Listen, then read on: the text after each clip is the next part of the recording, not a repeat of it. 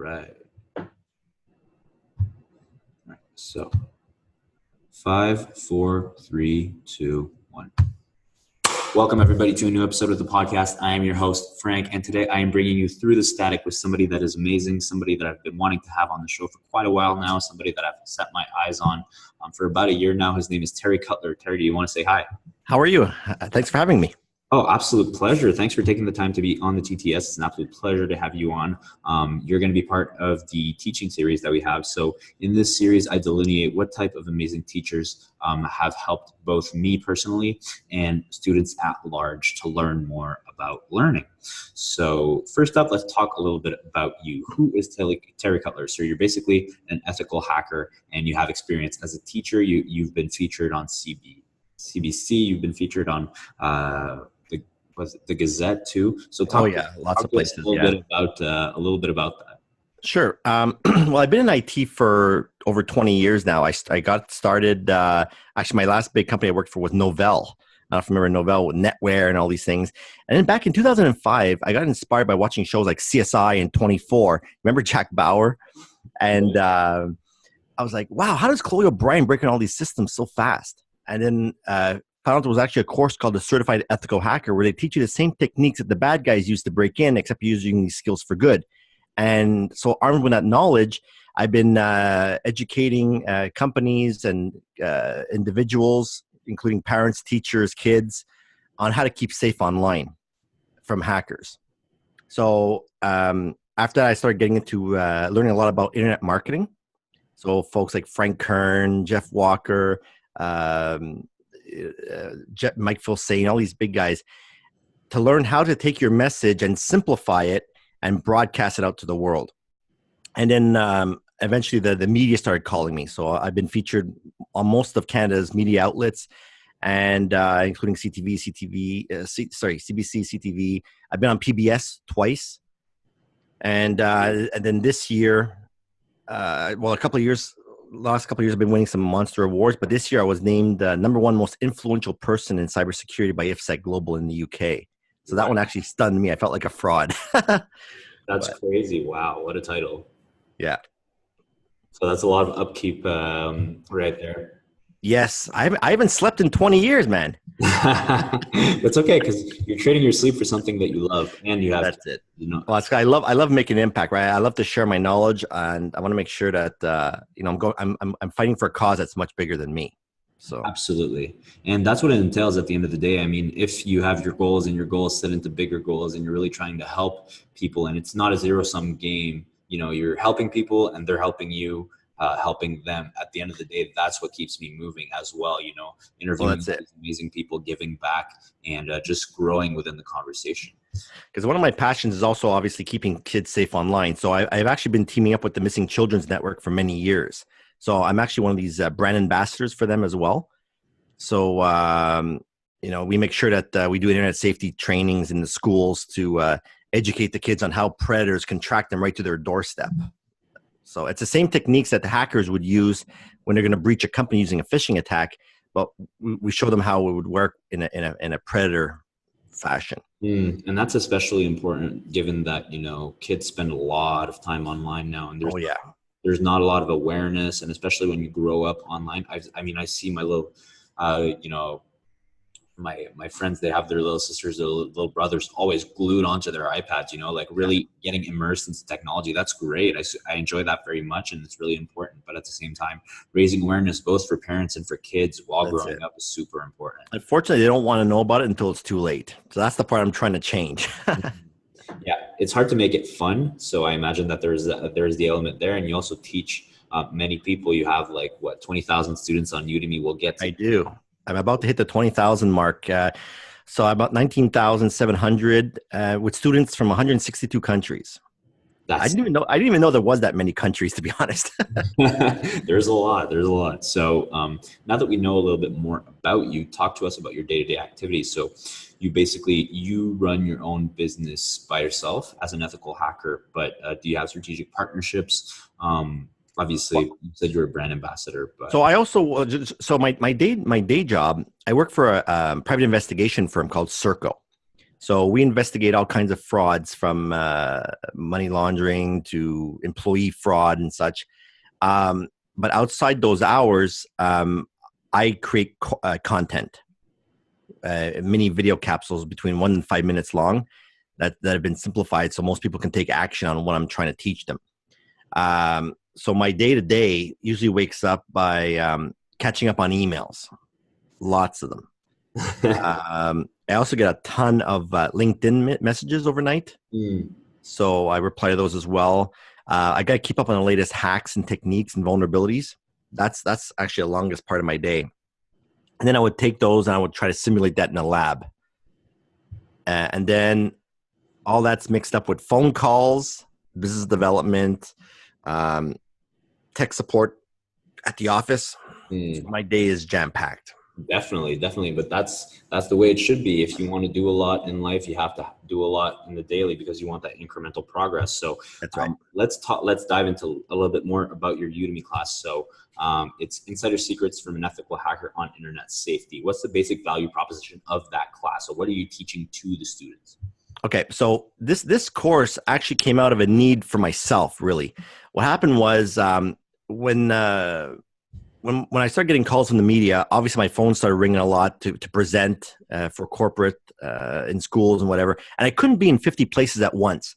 So what I did was I took everything from my head and put it into a course that people can follow along, and it has to be in layman's terms so that my parents, for example, can take action on what I'm trying to do. So I also included all of the frequently asked questions that I usually get. So I make sure that the content is jam-packed with value all the time. And then, in the end, you can buy me for an inexpensive price, and you can have me at your disposal through these videos. And it's a scale also that's very important. I mean, yeah, it's a scale. It's probably like what? The course is probably like what, $5, $10 or? No, this one is a bit more. It's $49 a year. A year, okay. Yeah, so, and you get access to all the latest video modules as I update them. Okay, so yeah. So this one is a non-technical course. So it's pretty much for kids, parents, and small businesses that don't have an IT department. So I show you how to lock down your computer, lock down your Wi-Fi, lock down your digital life. Because I'll give you an example. I show people in one of the free video series how to lock down their Facebook account, and how to turn on the two-step verification, for example. And not many people turn that on, and then they come crying to me, "Oh, my Facebook got hacked." I'm like, "Well, didn't you watch my free stuff?" "No, I was watching Bachelorette." So yeah, so it's all about what you spend time doing. The struggle's real, Frank. Yeah, definitely. I mean, if you're competing with the Bachelorette, man, oof. Terry, you might have to turn into Superman there. Seriously.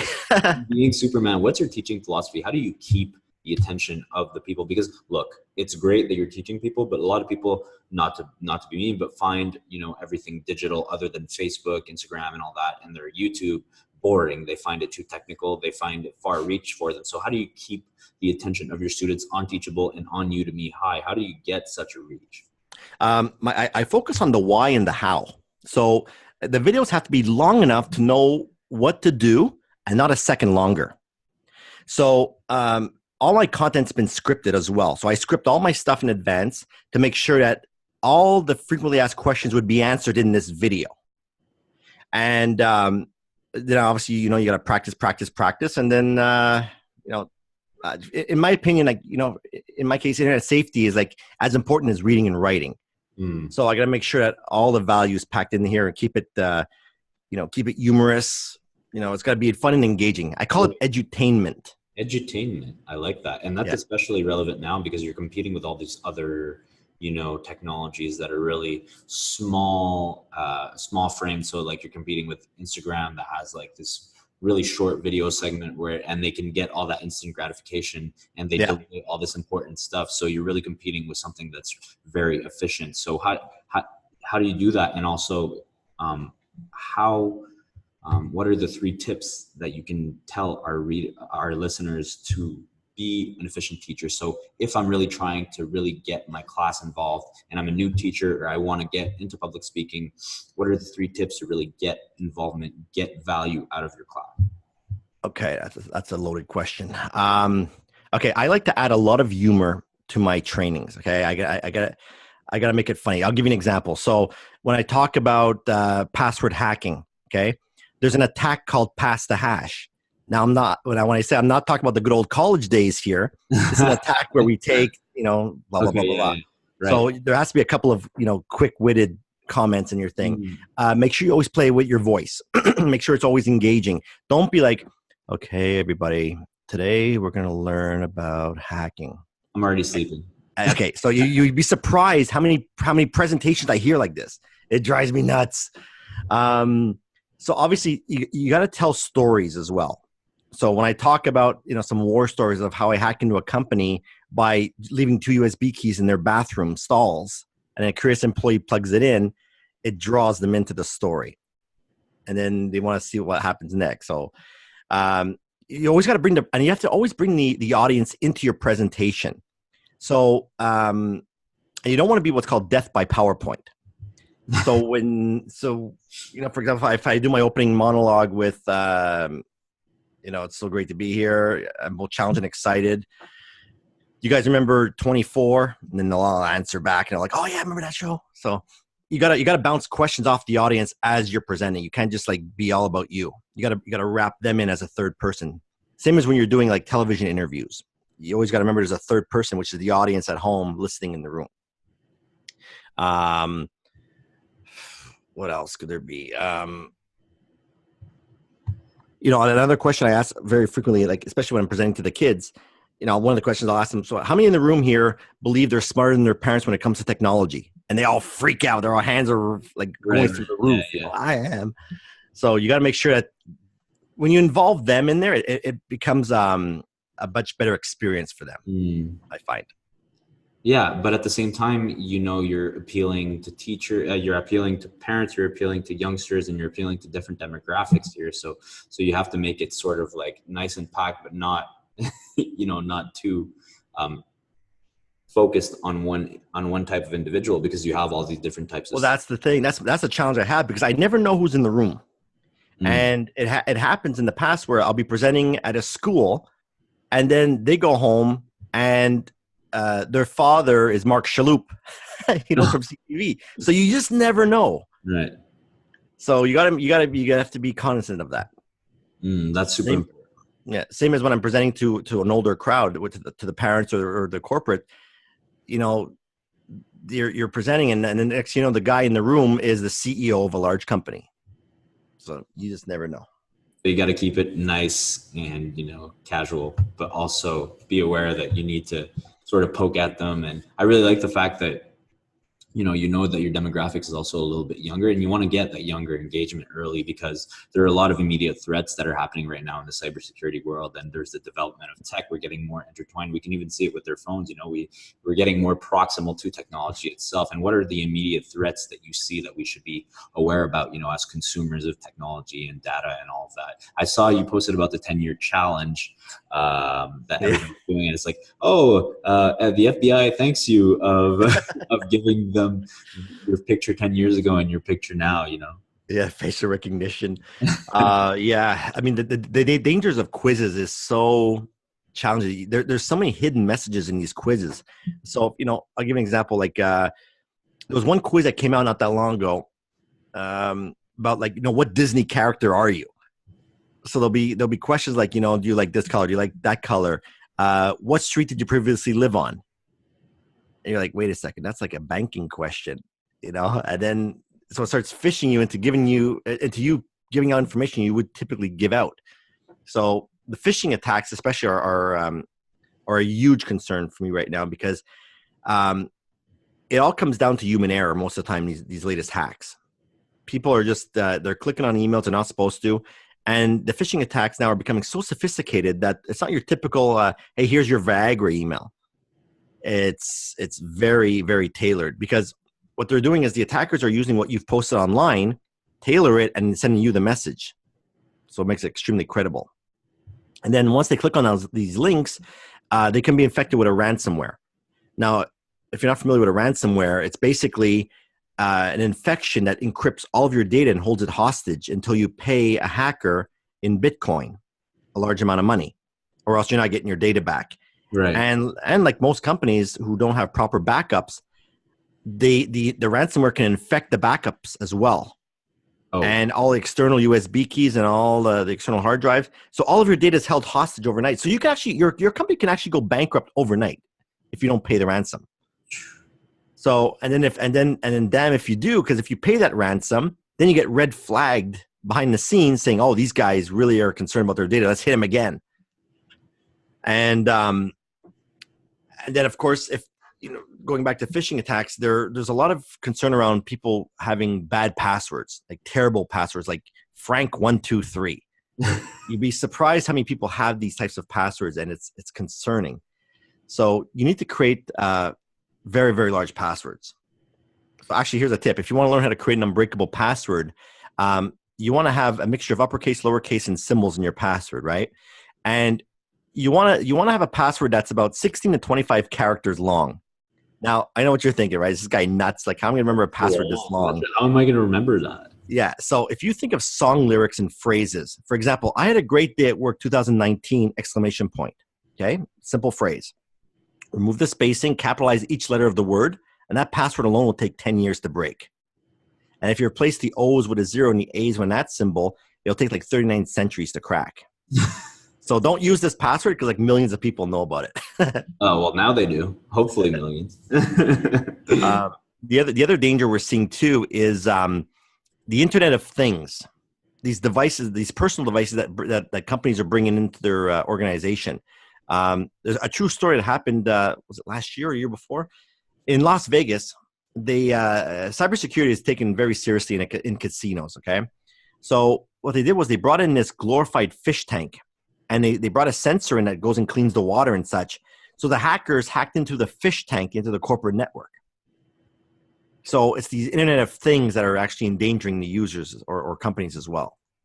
How do you do that? You base you base the IP of the thing and you bounce it back to the computers? Or? That's right. Yeah. So that you find a vulnerability in the fish tank software, and you use that fish tank to do what's called a pivot into your network. And then you use the fish tank to attack other systems. So it's like you're using the fish tank as the man in the middle. Wow, that's amazing. I have no clue how to do that. And it takes a lot of specific skills as well. But, I've seen a lot of hacking that happened, even in the context of the elections, elections for the US midterms. That was a huge concern in cybersecurity. And then there was the whole Equifax thing last year where they lost like the data of 36 million Americans. That's insane. Yeah. Companies with millions and millions of dollars. And you're like, why are you not investing in protection with all this money and all these encryptions that you should be able to have? You would think a company like that would have it with the amount of sensitive data they have. And they revealed that they had no security at all. So imagine, it's like there's not even a ramification. Like these guys should be jailed, and there's nothing going on. Absolutely, yeah, and it's just definitely that for-profit motive and the fact that it's a corporation at the end of the day, and they can get cut loose pretty easily. Well, that's an example of a company that actually made money on a breach, right? Because they're in the business of fraud. So what happens when their data leaked? Now they were able to sell you the identity theft protection, which is a company they owned also. So they were making money on the other side. Wow. I can't even believe that. I didn't even know about that. I mean, I'm not involved because I'm not a U.S. citizen, but I heard it involved so many different people, and it's so frustrating because you end up getting charged more money to get the information back that you rightly have the info to, and they don't really pay much. They pay what, like a couple million to the government, and then the government. That's it. And it's very difficult too, because sometimes you not only have to worry about human error, you got to worry about making sure all your patches to all your softwares are up to date. And even if they are up to date, there could be what's called zero-day attacks. This is where a flaw was found in a specific software that no one else has found yet. So there was a case a couple of years ago with Microsoft, and the name of the attack was called Eternal Blue, where even if let's say you had 100 servers, and 99 of them were locked down, but the 100th server was made for the development team, and it's not patched because they want to test older softwares on it, right? Well, the ransomware would come in with no user interaction, attack the 99 servers. It won't be able to get in. It'll attack the 100th, get in, steal the administrator credentials, and sign into the other 99 and lock everything down. All unattended.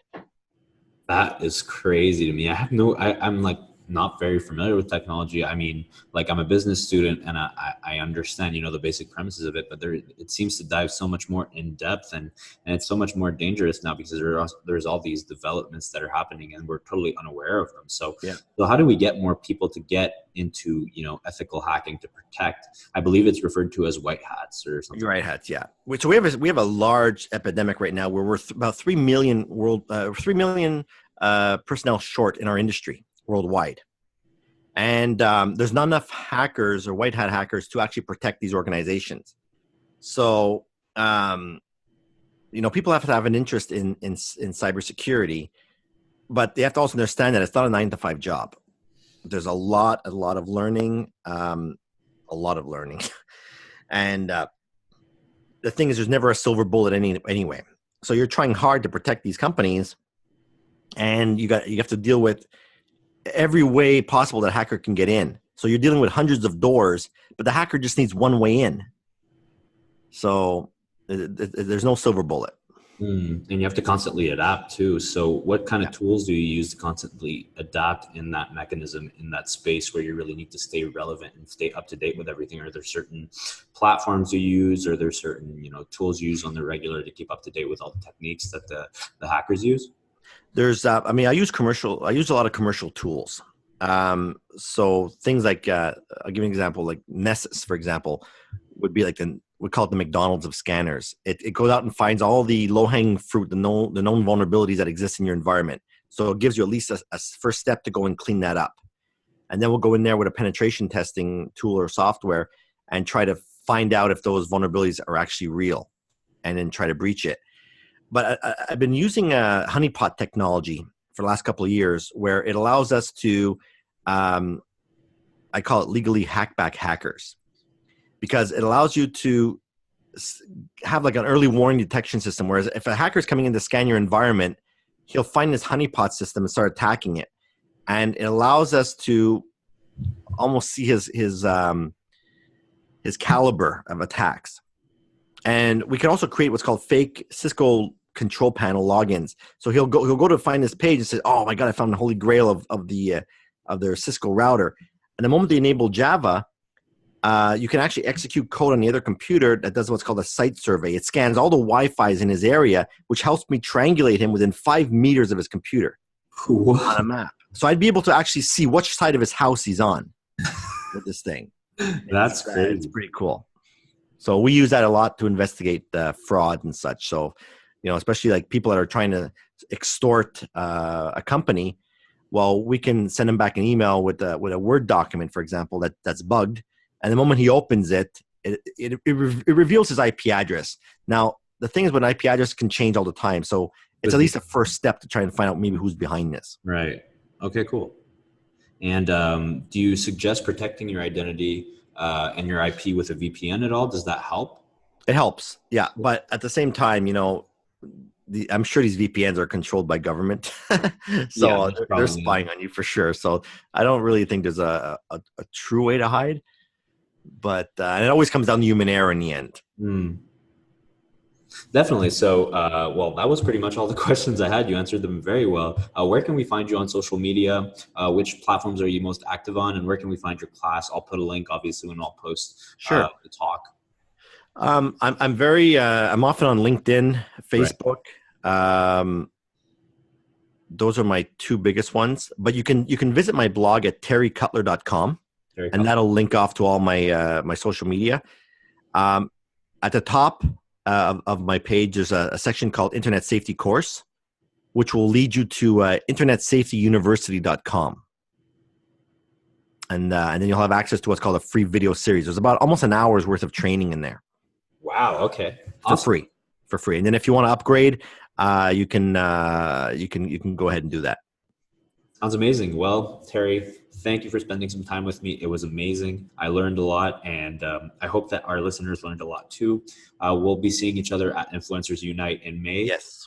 So it was a very good time seeing you. Thank you for giving me 20 minutes of your time. It was Terry and Frank bringing you through the static. I hope you enjoyed the recording, everybody. See you. Thanks for having me. Take it easy.